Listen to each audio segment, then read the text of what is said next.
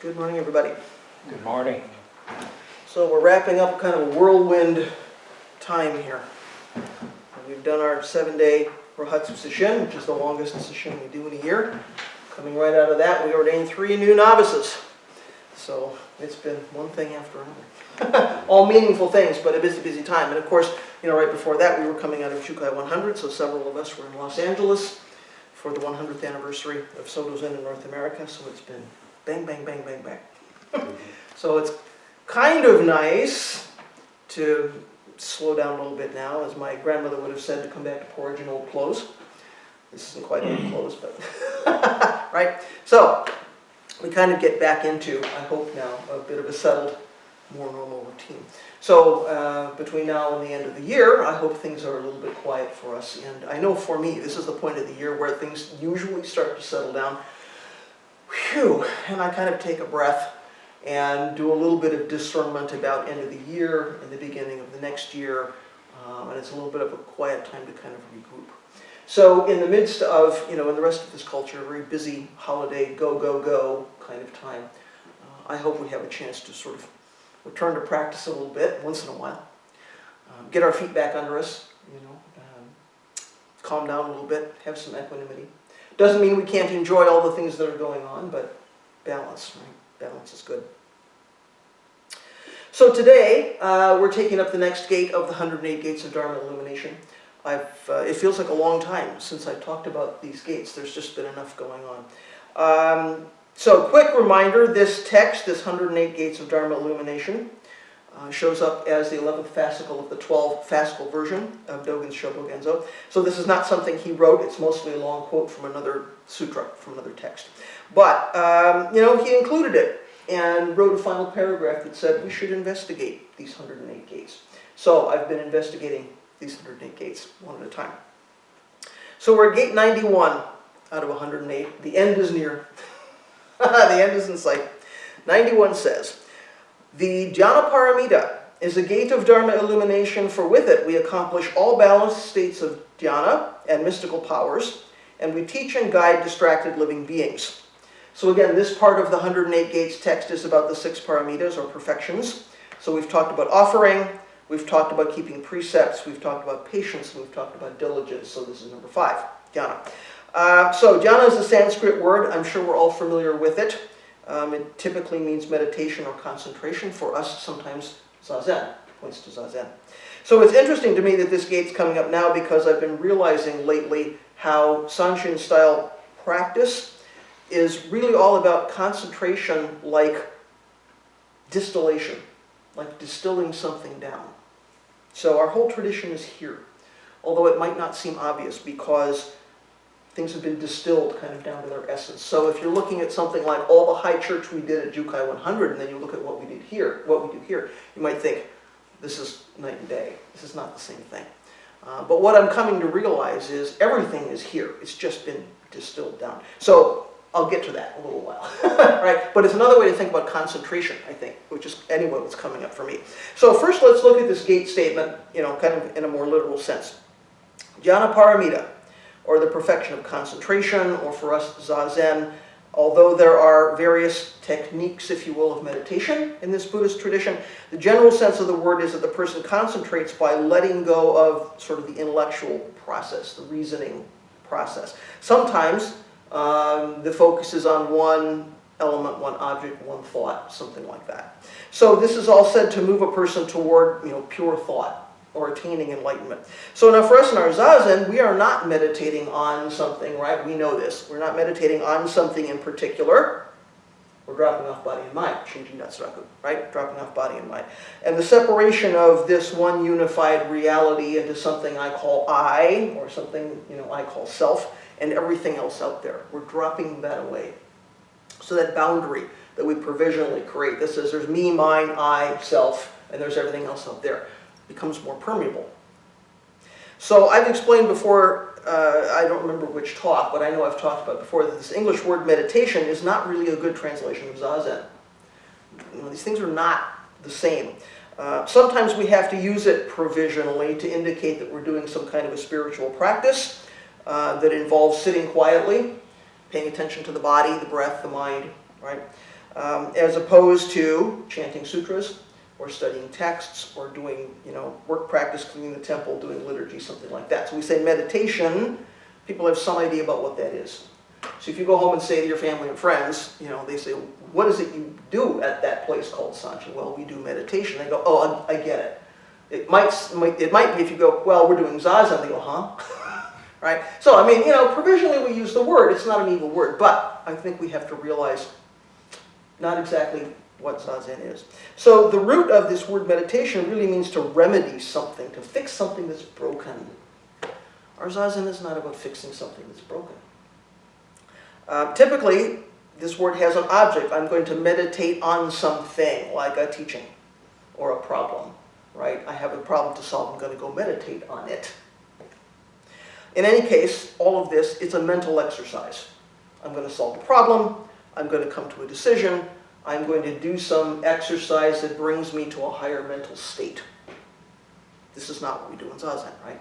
So we can read about jhana historically, or all the techniques, all the lists, all the things about that, and go, that doesn't sound familiar. That's not what we do. And that's right. Right? So there's some variation there. In fact, Dogen took issue with zazen being conflated with Dharma-paramita at all. He just did not agree that these things should be conflated. In the Bendo-wa, he says, zazen is not to be equated with the samadhi or dhyana included among the 6 paramitas or 3 studies. So he's telling us right off the bat, we need to be careful. He's making the point that zazen is not something we practice alongside other practices. It's not one thing in a group of 6 things, or a group of 3 things. So we have 6 paramitas. He's saying this is not something which is separate, that we do separately from the other 5. It's not a stage. It's not a step in a process towards some goal, towards some outcome. He says you can't compare zazen with other practices because it contains everything. What's outside of zazen? So it has to contain all the other 5 paramitas and all the other practices. So you can't pull it out separately. Prajna, Shila, Samadhi, all there in zazen, all completely interpenetrated. So you can't pull this thing out and say this is something extra or separate, right? This is a particular thing. So right away we need to understand that the historical sense of jhana paramita is different from the point of view of Dogen, different from the point of view of our more immediate ancestors. We just see some shifting of perspective there. That doesn't mean it's not still useful for us to consider concentration, what that's about, the background of all of this. We've talked about it. Concentration, we've talked about related to a number of other gates. So this is not our first time with this. So the gate statement says that with jhana paramita, we accomplish all balanced states of jhana and mystical powers. So we need to go back to the source here to understand what this means, what this is pointing to. So the 3 kanji that are translated here as balanced states of jhana are pointing to a very specific kind of Mahayana meditation. So one translation is meditation on achieving the development of self and all others to the utmost. So this is one of 9 kinds of Mahayana meditation or dhyana for bodhisattvas. There's a list of 9, and this is one. So this gate statement is pointing to this one particular kind out of 9. The other things are things like meditation on the original nature of things, meditation on freeing beings from suffering. You can look up the list. You can find the list if you want to. So, balanced states of jhana, or developing self and others to the utmost, itself has 3 types.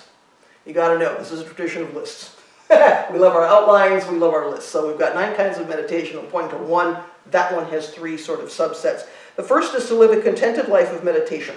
So we're dropping away all the delusions, we're establishing some peace and equanimity and balance. And all the translations I've seen of this include contented, happy. This is a happy life, right? Contented life. The second one is the arising of samadhi, which comes with unobstructed wisdom and a powerful vow or aspiration, and the boundless 10 powers, which we'll get to in a minute. So now we start to see where this mystical powers reference comes in, right? We'll get back to that. Okay, so the third type is practice for the benefit of all living beings. That sounds pretty familiar, right? That's what we do as a bodhisattva. So again, just to be clear how this, because I don't have a board, how this outline fits together, we've got these traditional 9 kinds of meditation for bodhisattvas. This gate is pointing to one about fully developing self and others. That has 3 elements, so doing your sitting practice in order to drop delusion, to settle down. the arising of awakening that comes with wisdom and bodhicitta and these 10 powers, and then practicing for all beings. So these things as a group make sense. All this is coming from quite a linear practice tradition within Buddhism, right? You did certain things at certain stages, you attained some ability or some insight or maybe some special power, and that prepared you for the next stage of practice, right? So it's quite linear. So you worked your way up from being a kind of a deluded beginner, you know, the first time you come into the Zendo or the first time you pick up a book about Buddhism, you're doing entry-level practices, you progress somehow to being an arhat, being a bodhisattva, being a Buddha, doing some really high-level kind of advanced practice, right? There's a trajectory. That doesn't sound like what we do here, does it? Right? We're always being told this is not a linear practice. So yeah, our approach is different. It's not really linear at all. The Zazen I was taught decades ago as a beginner is the Zazen that I'm doing now, and it's the same for you, right? So the Zazen you were taught the first time you came here or to wherever your first Dharma center was, is the same Zazen that you're doing now. So there's no kind of progression in that way. So one thing we hear a lot here is that Zazen is good for nothing, right? It's one of our favorite kind of family phrases. Our Zazen is good for nothing. We don't do it in order to move up a ladder of attainment, in order to build some kind of, I don't know, self-image or set of powers or something like that. But we can misunderstand this Zazen is good for nothing as Zazen has no result, which is not the same thing. And that's a real pitfall that we fall into. So Sawaki's original expression, Musho toku, musho go, beyond gain and beyond satori. He's not saying that the result of Zazen is nothing. He's saying we sit whether or not we gain anything, whether or not we reach something called satori, which is an important distinction. We're not sitting in order to, but we don't know what's going to happen. Often in the beginning of Sesshin, when I'm doing some opening kind of Dharma comments, the last thing I'll say to people is, let's see what happens. Let's turn around now. Let's face the wall. Let's see what happens. Because we don't know. So it's not that our Zazen has no result. It's that we're not grabbing that result. We're not aiming at something. We're not sitting down and saying, that's the result I want. So that's an important distinction. The dhyana paramita is a gate of Dharma-illumination, for with it we accomplish all balanced states of dhyana and mystical powers, and we teach and guide distracted living beings. So we've said, we've kind of equated balanced states of dhyana and mystical powers with practicing to fully develop ourselves and others in order to liberate all beings. So we've established our practice, we've developed some equanimity by keeping the precepts, by seeing through our delusion, we've made enough space for our bodhicitta, our natural wisdom, our natural aspiration to arise, and in the gate statement, and in the kind of traditional system, that comes with this set of 10 mystical powers. So you may recognize 10 powers from the short gata that we do informally after an informal meal. If you do the 4-line gata before the meal, there's one that comes after the meal. As we have taken food and drink, I vow with all beings to be filled with virtuous practice, completing the 10 powers. You might have gone, what's that about? So there are various lists of 10 powers. Sometimes it's 3 or 5 or 10 or something. Generally, they include the same sorts of things: being able to manifest a body anywhere, being able to read minds, knowing what the skillful means are, for liberating any being at any time, this kind of thing. So about 25 or 30 gates ago, we looked at how the 5 faculties of liberation became powers. You might remember that talk, as I said, I'm not going to talk again about all those faculties. I'm just going to say, I'm going to group them together and say, how do these things become powers? So in that talk, we learned that Dogen says that facilities become unshakable powers when we realize there's no self that's cultivating them. There's no self that's exercising them. They're not really about us. These are not things we own. This is not my, special power to read minds or something. As soon as I think that that's mine and I'm cultivating it and I'm using it for something, I've created a hindrance. So also there's the sense in the way that this gate is worded in which mystical powers are simply a Buddha or a Bodhisattva functioning in a completely free and unhindered way. Which means these things are not supernatural. These things are not outside of this one unified reality. If we are simply functioning in a way which is not obstructed, hindered, blocked, right? Mystical powers are there. So as soon as we get the small self out of the way, We're able to move kind of seamlessly, operate seamlessly within this one unified reality without obstruction. And whatever our natural abilities are completely manifested, and we can use them completely in liberating all beings. So we're not cutting anything off. So if we can see through our delusion, or at least dissolve some of it with our wisdom, we can do things we can't do otherwise, right? We get out of the way. So this sounds kind of magical, but actually we experience it all the time. We all have mystical powers, if you will, kind of under some circumstances. So I watched an anime once about a high school volleyball team. Individually, each of these players had some ability. In some ways, they were very, very good in very specific ways. Their egos were getting in the way of them winning games. So when they each started to see how to put that aside, they were able to make plays together that looked like magic to the other team. How did he know that guy was going to be there? How did he know that ball was going to be there before he even reached up? Right? So they stopped obstructing each other, and they stopped obstructing themselves. So it looks like magic, it looks like mystical powers. It's simply that they got the egos out of the way. Now, that's a nice story. Right? That's an entertaining story. That's an uplifting story.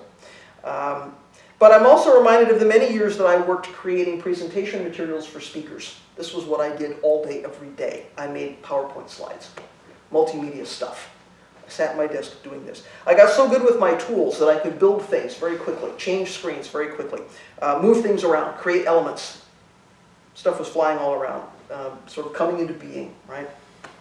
Whatever the speaker wanted, I could pretty much create without looking at the keyboard, without looking around, without pulling down menus, bang, there it was. So if, the speaker was sitting with me looking over my shoulder, this stuff looked like magic. Stuff just appeared, flew around the screen. Wow, that's really cool. Someone wanted to learn to do it. I had one guy who was determined he wanted to learn, so he would sit next to me. He'd bring me his stuff, but then he'd watch me do it. He'd sit next to me. He was like, whoa. So, I'm not superhuman. I had just spent enough time doing this thing that I knew where things were. I knew what would work. I knew what wouldn't work. I knew what the considerations were. I'm sure you do the same thing in a wood shop. After a while, you're not thinking carefully about it, so you know stuff. So if I was to watch you building something, I would think that was magic. How did he know that? Where did that come from, right? So, I could see pretty clearly what was going on. I could anticipate. I could keep problems from happening. If they arose, I knew what to do about them. So you probably have some ability. Everyone here probably has some similar ability that looks mystical to somebody who doesn't have your background, doesn't know your skill set, doesn't know how to do what you do, doesn't have your understanding. Just think about how things look today to somebody who could time travel here from a century ago or 2 centuries ago. So much of this life would look like magic. Like, how are they doing that? So, we're simply not blocked or hindered by not knowing how some things work today. There's plenty we don't know, but there's plenty we really do know. So we know the reality of how sound waves work, and we can send signals through the air and pick them up with a machine on the other side of the world. And that's like, wow, that's magic, right? We have screens with faces on screens. It's like, how is that happening? That looks like demon stuff, to somebody from several centuries ago. We know how that works. So it doesn't seem like magic to us. It can seem like magic to others. So, whatever powers we have, whatever abilities we have, as bodhisattvas, of course, the point of this thing is to liberate beings. It's not to aggrandize ourselves. It's not to exert control over people or things kind of for our own benefit. And it can be very easy to use what we know how to do to get what we want. So we kind of have to be careful about that. Using our powers for our own unethical purposes turns us into demons. It really flips this thing over, right? So it's a two-edged sword to have powers, to be skillful, to have some control of your environment, right? So balanced states of dhyana are mystical powers, or practicing to fully develop ourselves and others, is always in order to liberate all beings from suffering. We've taken vows, whether we've done that formally or not. Every time we do 4 bodhisattva vows, we're saying, I'm going to use whatever I have for the liberation of beings, not simply to build this up or get what I want. So, this complete functioning is a circle of giving and receiving. So I use my power to help you, you use your power to help me. That's not special. That's simply, we are all functioning within this one unified reality. Right? That's not something we need to in some ways, not something we need to think really hard about. That's just what's happening. That's the nature of what's going on. So my Zazen puts a little more wisdom and compassion into the world for you, and your Zazen does the same thing for me, right? You do some good in the world, you benefit me. I do some good in the world, I benefit you. This is how these powers work. So that brings us to the last element of this gate statement, which is teaching and guiding distracted beings. So again, as with all the paramita gates, this teaching is not about intellectual study. It's not about book study, intellectual teaching. The feeling of this particular word is helping something or someone to transform. So this is not about, I'm giving you a lot of information, you're memorizing it, you're doing something with it, right? Not that way. The idea is that the bodhisattva works to transform deluded beings or suffering beings into bodhisattvas like him, her, their themselves. So, how do we do that? Do we all have to ordain and be Dharma teachers like the 3 novices we just ordained in order to practice seriously and to practice sincerely and to go about this business of transforming deluded beings? Well, of course, in this Dharma family, at least the answer is no, we don't. There are lots of ways to be a bodhisattva. We need to understand how we all participate in this transformation as bodhisattvas. So Hojo-san's Dharma brother, Arthur Braverman, wrote this about his own teacher's practice. When Uchiyama Roshi faced the wall during Sesshin, neither lecturing nor holding private meetings, he was giving us his most profound teaching. Do zazen, depend on nobody, and I too will join you in this practice. So to me, the important piece is, I too will join you in this practice. His way of teaching and transforming was simply to practice with people and let everyone transform each other. And this approach is really the basis of Sanshin style. It's the basis of what we do here. So, Hojo-san did his practice, still does his practice, says if we want to join him, we're welcome to do that. If not, okay. He's not coming after us about it. So, do the practice and I will join you and we will all be Buddhas together. Is the sense of this thing. Not, I will convince you to do the practice, I will provide a lot of direction and correction, I will turn you into my idea of what a good student is. Right? It's not what we do here. So, what's really powering transformation is our own bodhicitta. We may be inspired by a lot of things. We may be inspired by a very fine teacher, which is support, to our bodhicitta, which is arising. But nobody's coming after us and saying, you must practice in this way, here's everything you need to know, memorize these things and you will be enlightened. Not the way this works, right? We have to do it for ourselves and for each other. So just showing up to Sesshin, showing up to morning practice, showing up on a Sunday with everyone else supports everyone else's practice of transformation. So it sounds all hearts and flowers and yeah, right? What difference can it possibly make if I show up in the Zendo or not? What difference can it make to somebody else? And I'll tell you, it makes a huge difference. To have as many people as we now have practicing here in the morning, and to compare that to, previous days when often the people in the Zendo in the morning were a Hojo-san and a Jikido. I got to tell you, what a difference that makes. It's easier to show up if other people are showing up. I know I've told the story that when I was running the Milwaukee Zen Center, I would come down in the morning. That was a circumstance where I lived in the temple. I'd come down in the morning for morning zazen and nobody in the Zendo. And it would happen several days a week at least. And I would say to people, where are you? How come nobody comes in the morning? Well, I would come if more people were coming. I said, do you hear yourself? Somebody has to start, I would come if more people are coming. Okay, how about if you come? And then somebody else shows up. And then somebody else shows up, right? If nobody's coming because nobody's coming, that's an unsolvable problem. So, when I started out my practice, I used to think, oh yeah, lending your spirit in the Zendo, that sounds great, but it's a thing. It's a thing. Okay, so, lastly, this gate statement says we're teaching and guiding distracted living beings. So the kanji here indicates something that's scattered, but also something that's confused. So there's a sense of something that's broken apart. And this is the opposite of concentration, or dhyana, or zazen. So interestingly, here we are again at this intersection of meditation and fixing something that's broken. So that does make some sense if we think of a sitting practice as a practice of returning to non-separation.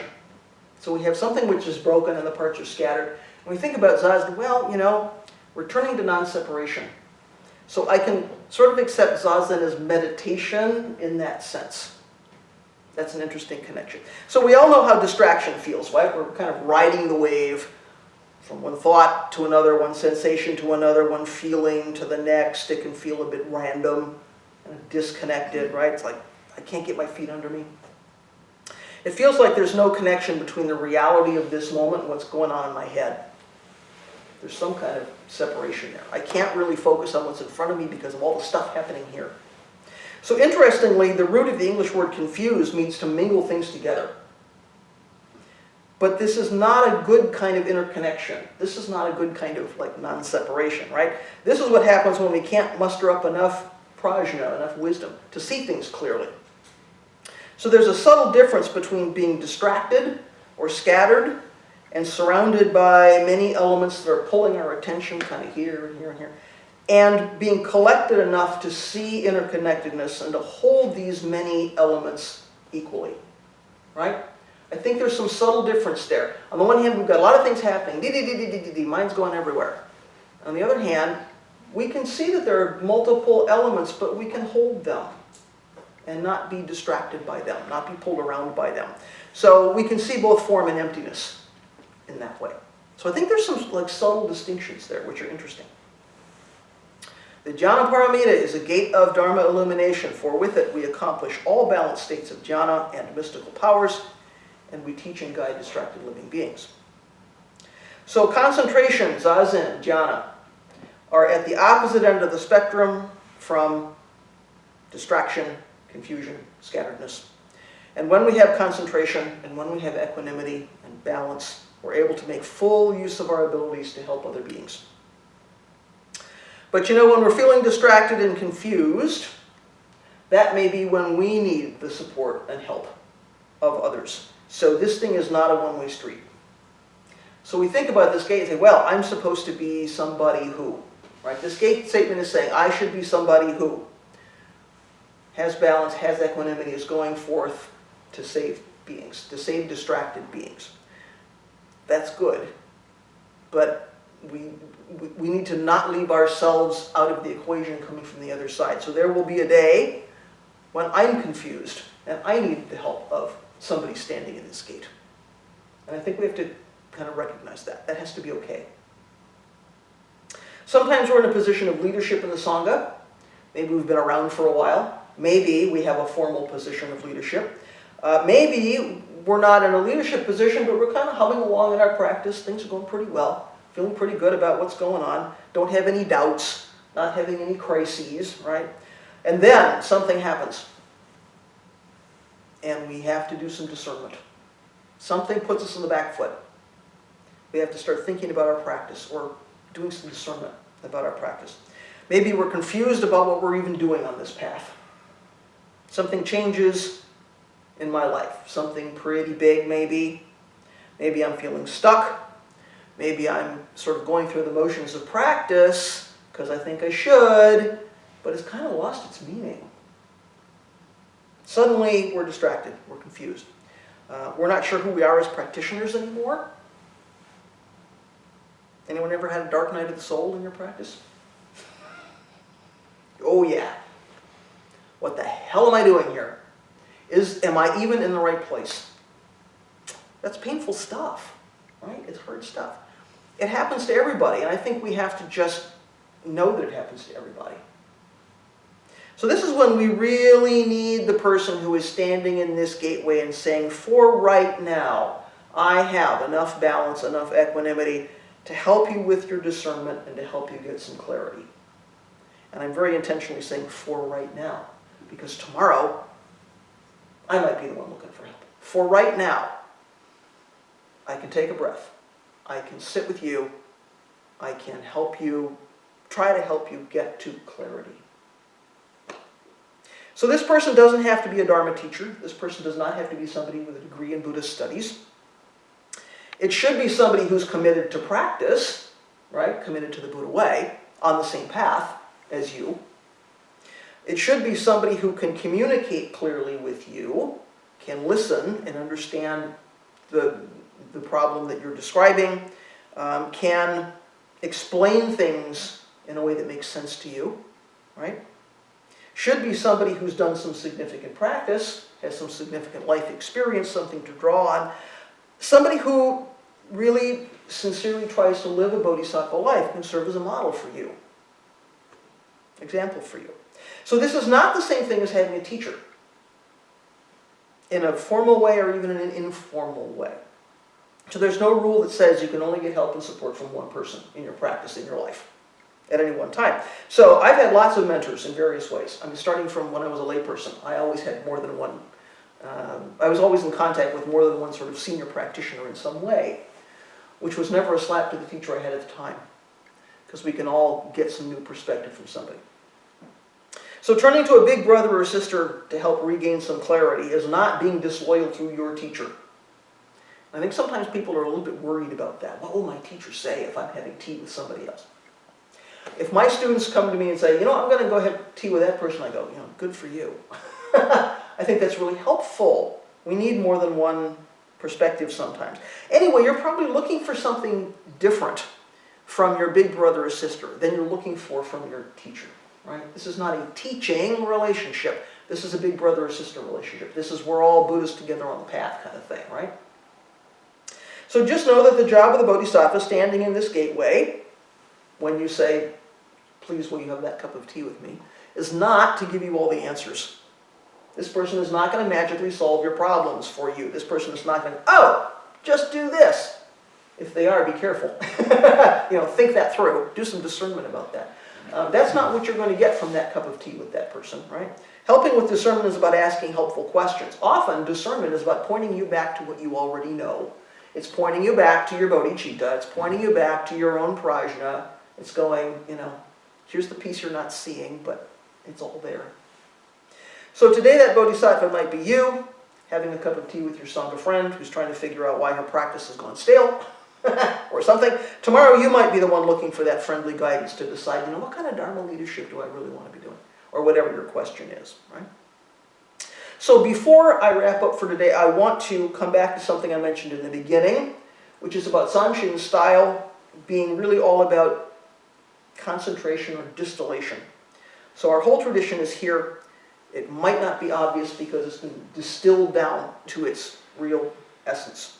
So it's a common misperception in my experience that folks think that we don't do certain things or have certain things here because we don't like them, or because we don't think they're important or relevant, or we just plain don't know how to do that here. It's never been my experience that Hojo-san doesn't know how to do something, and that's why we don't do it. Right? That's not it. So, 100% of our tradition is right here. Each of those myriad elements might not be physically manifested, but they are in no way cut off.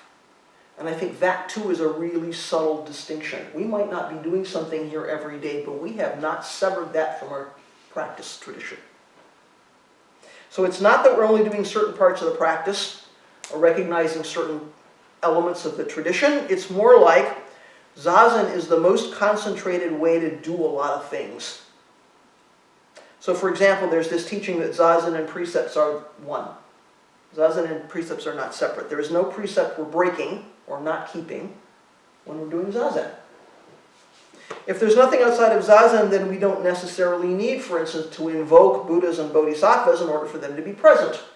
We do that sometimes, right?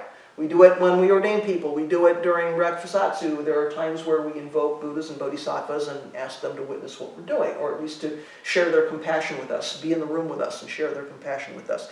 So we do that with liturgy. We do that with ritual. But even if we don't carry out those activities, Buddhas and Bodhisattvas are already here. How can they not be?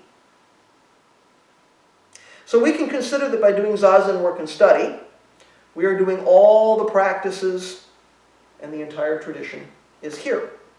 So sometimes it's useful to actually bring out artifacts, to actually engage in various rituals, various activities, but those physical manifestations don't necessarily add something that wasn't already here. It may be a way to recognize something which is already here. It may be a way to remind us about particular parts of our tradition, but all of those things are already here. So recently, I don't think I've told the story on this Sunday. Recently, when we were at the Jukai 100, Shoryu and I, as the Eno Ryo, had an office, which was right off the platform, right next to the platform. And we took turns being on the platform to serve as Eno, or to watch what was going on in there. And after Hojo-san's first talk, he gave 3 talks. After his first talk, Shoryu came back into the office, big eyes. I just saw something I've never seen in 20 years. What? My teacher was carrying a kotsu. The little stick, that they carry. And I laughed because, of course, we don't carry kotsu here. I actually arrived here thinking, with all my kotsu ready. Hojo says, what are you doing? We don't do that here. So, I laughed pretty hard at that, but, we don't use a kotsu here to indicate who's in charge, which is typically what that's about. Whoever's got the kotsu is the person in charge. That's the teacher of the moment. If you have more than one teacher, it can be helpful. Who's teaching today? Who's doshi today? In the context of some high church ceremonies, that's important. So here's Hojo-san, he's in the middle of a high church ceremony. They say, please carry a kotsu. He knows how to do that, and he does it. Because in that moment, that's important. Here, not necessarily what we do, but when you're in that situation, he knew what to do. He knew what to do when he did it. This is part of Sanshin style called keeping form simple, so we know what we're doing and why. In that moment, he knew why he was doing that. So during Sesshin, we serve meals buffet style. We don't do the full formal meal, the oryoki and the chanting and all the forms. But the principles of that food practice, cooking, serving, eating, cleaning up, are not different. Same approach. We're doing the same practice. We're simply doing it with forks and plates and buffet and washing our own dishes, right? So what's being cooked? Same approach. How we're serving, how we're eating, how we're taking care of our utensils, same thing. So keeping form simple doesn't cut off what is not physically present. It's the forms are concentrated and distilled down to the really essential stuff. So it's like the tip of the iceberg, but the rest of the iceberg is still floating under the water, right? So it might be a very small amount that's above the water. The rest of it's down here, but it's not gone, right? It's not cut off. So you can just see this part, but this part can be miles deep, right? Centuries deep. So when we need to expand a bit from that really concentrated, distilled place, we can and we do. And we're not really adding anything that isn't already there. We're manifesting something, we're recognizing something, we're making something visible, but we're not really adding something that isn't already there. So we still have a responsibility to, so what does that kind of approach mean for us as practitioners here?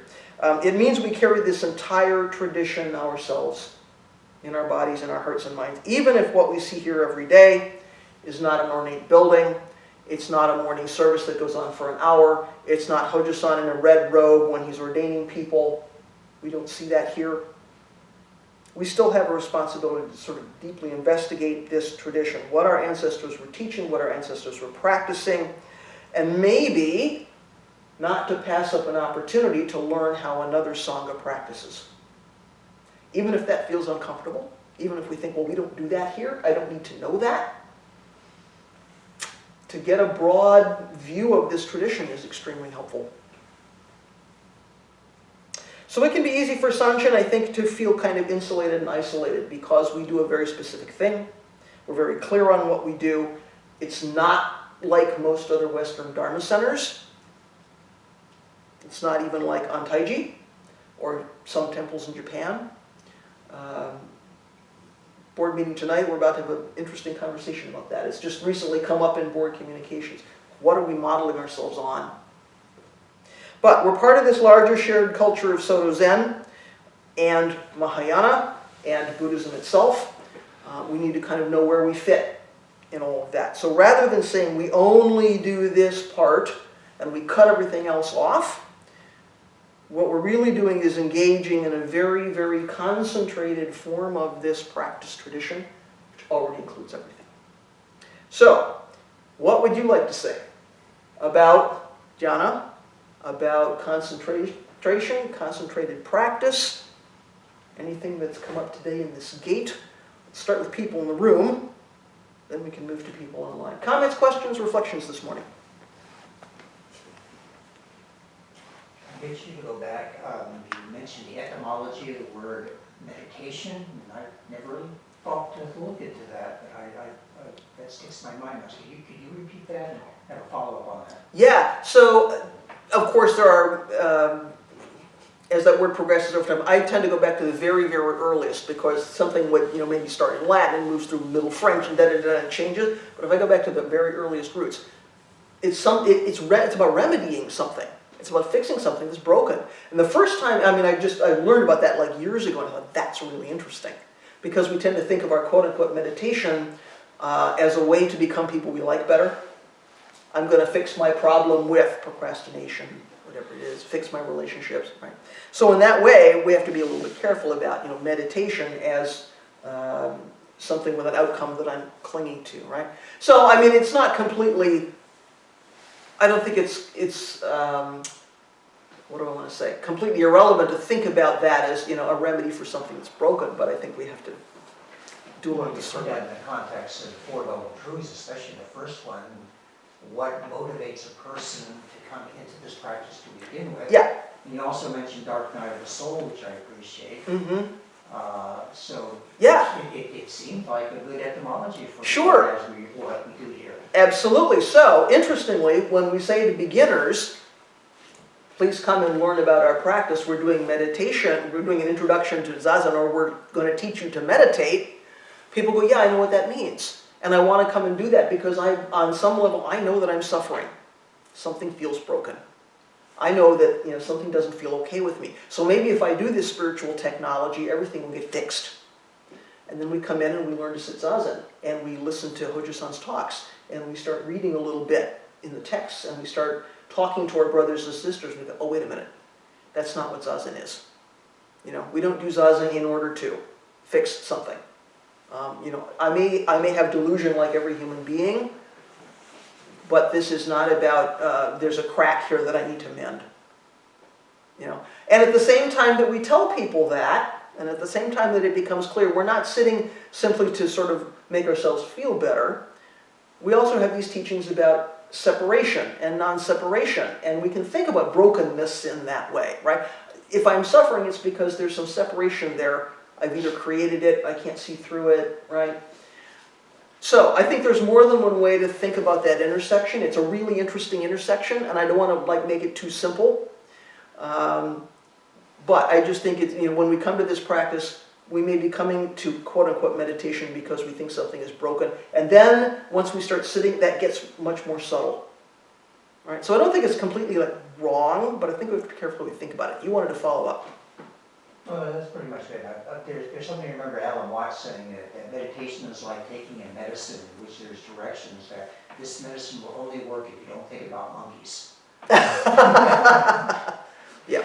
It's sort of like, all right, there is this benefit in Zazen, but Zazen itself is done not with the goal of this in mind. Sure.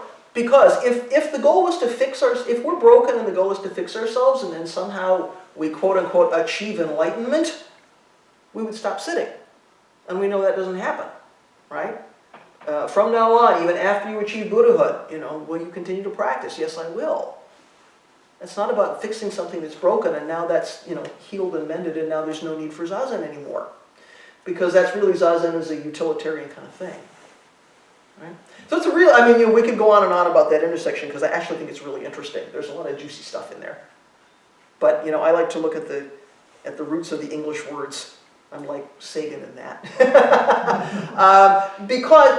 I have to be careful when I do that because, of course, the English word is not the original word. It's somebody's translation. So, it adds a whole lot of meaning and color and layers and, may or may not be accurate. But those are the words we use to think about our practice and to talk about our practice. So I think it's useful to kind of know what exactly is going on there. But I'm a language person, so that's interesting to me. What would others like to say? Comments, reflections? I guess Please. Just to add to that, another sort of wrinkle of that, which was touched upon, is that in the original languages, there's no word like meditation that captures all of the different types of meditation. Mm-hmm. So there's samadhi, there's dhyana, there's vipassana, there's zazen, but there's no word that encapsulates all of those things. In English, we call them all types of meditation, but that phrase doesn't exist in the original tradition. So. Yeah, and boy, is that important. Because like, how do you start translating stuff? You have to start describing something, but there isn't a word in a direct translation. It's tough. So no wonder Dogen says, don't conflate jhana with zazen. It's not a direct translation, right? So we have to be careful about all of those words, which is why the context is important. We have to look into it and say, there are myriad kinds of jhana in this tradition. So when we look at a gate like this, what are we talking about? It's really easy to kind of go down the rabbit hole and become unfocused. So it's helpful to return to Dogen and say, what do we do now? Other comments from folks in the room? Questions? How about folks at home? Anything this morning from our remote Sangha? Hey Hoko and Sangha Kusatsu, thank you so much for your teaching as always. Something that arose for me, Hoko, in your talk this morning, of course, was self-reliance, non-reliance, and reliance. Of course, as always, we lean into that and then we can't, right? And then also about really what we're doing. It is helpful when we show up and no one's even there. So even that. So there's a lot of stuff that came up for me in your talk about what are we really relying on and what we aren't. So in the practice. So yeah, I don't have any answers. I don't know if you have any comments on that, but yeah, that's something I'll be marinating on after this talk, I think. Okay. Well, it's, again, there's this kind of subtle distinction between not relying on something other than bodhicitta to drive our practice and then thinking that support in our practice is not necessary or not important. So what's getting me on the cushion? I hope that's my bodhicitta. What's maybe helping me stay there could be my Sangha friends and family, right? So it's not that there's no help for us, that we shouldn't be looking, that it's not okay somehow to get help from the Sangha or to find means of support for our practice is completely okay. That's why Sangha is one of the three treasures, why there are three treasures. We throw ourselves into the house of Buddha, Dharma, Sangha. That's really okay. So again, there's this subtle distinction we sort of have to carry in this practice. Am I relying on other people's opinion of me to get me on the cushion? Or is it my bodhicitta that's getting me on the cushion, and the presence of Sangha, friends, and family is sort of helping me keep going, right? I'm not here to say that we shouldn't be taking advantage of assistance, support, help, right? It's just like, what's driving that? So, yeah, there's a lot in that intersection to chew on. It's really critical to Sanjin style. Other comments, reflections from anybody? Okay.